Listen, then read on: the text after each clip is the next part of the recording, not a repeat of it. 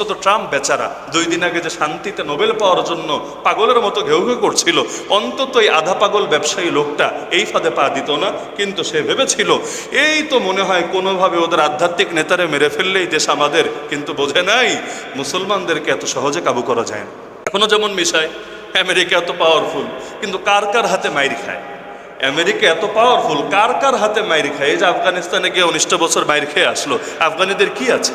পারমাণবিক শক্তির অধিকারীও নাই, ওদের তো ড্রোনও নাই। ইরানের তো মাশাআল্লাহ বিশাল প্রযুক্তিগত সক্ষমতা আছে, আফগানিদের তো কিছুই ছিল না। কিন্তু 19টা বছর পর্যন্ত চেষ্টা করে শেষে তো বলতে বাধ্য হলো ছাইরা দে মাকাইন্দা বাঁচি। সেখান থেকে আসলো, নতুন করে আবার যুদ্ধ করার শখ জাগলো। এবার ইসরায়েল আর আমেরিকা মিলে ইরানকে মাটির সাথে মিশিয়ে দিবে।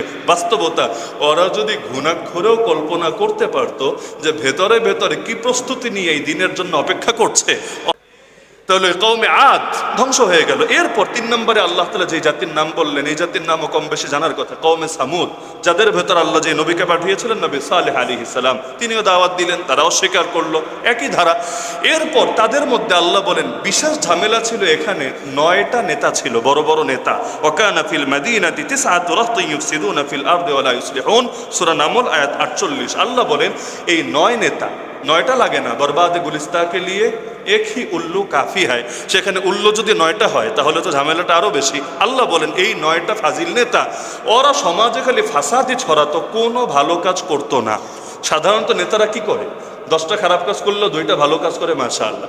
মনে করেন চুরি করে, ডাকাতি করে, মাদক কারবার করে, চাঁদাবাজি করে, ছিনতাই করে, খুন করে, গুম করে, ধর্ষণ করে, আবার মাঝে মাঝে 2-1টা মাদ্রাসা মসজিদও বানায়, আবার বিভিন্ন ওরসেও যায়, আবার নির্বাচন আসলে তো মাশাআল্লাহ একজন হাসান বসরি হয়ে যায়, কিছু দান সদকাও চালায়। তো এই যে দেখা যায় কিছু ভালো কাজ কিছু মন্দ কাজ, সাধারণত একটু মিক্সড থাকে। কিন্তু আল্লাহ বলেন ওই 9টা নেতা ছিল এমন, কোনো ভালো কাজ করতো না, খালি ঝামেলা, এলাকায় ফাসাদ তৈরি করতো আর নবীর উপর জুলুম করতো। তা আল্লাহ তাদের জন্য পরীক্ষা হিসাবে উটনি পাঠালেন। লম্বা ঘটনা বলার দরকার নেই, আশা করি কম বেশি জানেন। উটনি নবী জানিয়ে দিলেন এই যে উটনিটা, এটা হলো আল্লাহর পক্ষ থেকে তোমাদের জন্য বিশেষ একটা নিদর্শন। এই পুরো জাতি এমনভাবে উপর হয়ে পড়ে থেকেছে, তাফসীরের কিতাবে পাওয়া যায় যে ওদের মাথাগুলো পর্যন্ত দেহ থেকে আলাদা হয়েছে, এমনভাবে উপর হয়ে পড়েছিল। আল্লাহ বলেন যেন তারা খেজুর গাছের ফাঁপা কাণ্ড, ফাঁপা তো বুঝেন মানে ভেতরে কিছু নাই, ওই খেজুর গাছের ফাঁপা কাণ্ডের মতো পড়ে থেকেছে। তুদাম্মিরু কুল্লা শাইইন বিআমরি রাব্বিহা, সব কিছুকে ধ্বংস করে দিয়ে গেছে। ফাসবাহু লা ইউরা ইল্লা মাসাকিনুহুম, সকালে দেখা গেল এই যখন এই নির্ধারিত সময় শেষ হলো, শুধু ঘরগুলো, বিশাল বিশাল ঘর, ইরাম শহর, এগুলোই পড়ে আছে, মানুষ একটাও বেঁচে নাই। সব এক ঝঞ্ঝাবায়ু, এক আযাবের মাধ্যমে ধ্বংস হয়েছে। তো বলেছিল আমাদের চাইতে বেশি শক্তিশালী কে আছে? কিন্তু আমার আল্লাহ শুধু বাতাস দিয়েই ওদের সব শক্তি আর দম্ভকে মাটির সাথে মিশিয়ে দিয়েছে।